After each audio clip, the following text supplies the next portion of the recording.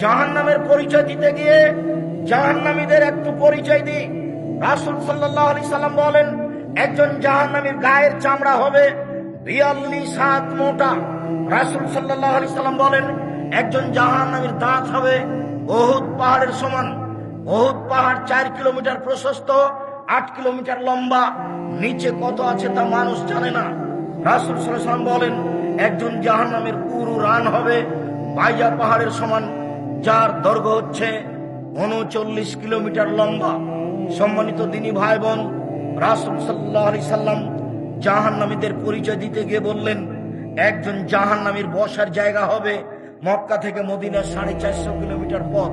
একটা লোকের বসার জায়গা যদি 450 কিলোমিটার হয়, একটা লোকের গায়ের চামড়া যদি 42 হাত মোটা হয়, একটা লোকের দাঁত যদি উহুদ পাহাড়ের সমান হয়, একটা লোকের উরু রান যদি বাইজা পাহাড়ের সমান হয়, একটা লোকের ডান কাঁধ থেকে বাম কাঁধের ব্যবধান যদি একটা দ্রুতগামী ঘোড়ার 3 দিন 3 রাতের পথ হয়, তাহলে লোকটা কত বড়।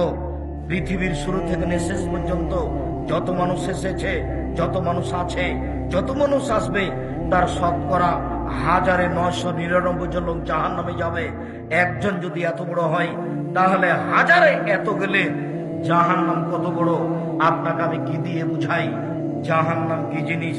রাসূল সাল্লাল্লাহু আলাইহি সাল্লাম বলেন, যত মানুষ এসেছে, যত মানুষ আছে, যত মানুষ আসবে, যত জিন এসেছে, যত আছে, যত আসবে, সব যদি একসাথে জাহান্নামের দরজা দিয়ে ঢোকে, তাহলে ঢুকতে অসুবিধা হবে না। তার নাম জাহান্নাম। মানুষকে শাস্তি দেওয়ার জন্য আল্লাহ ব্যবস্থা করেছেন।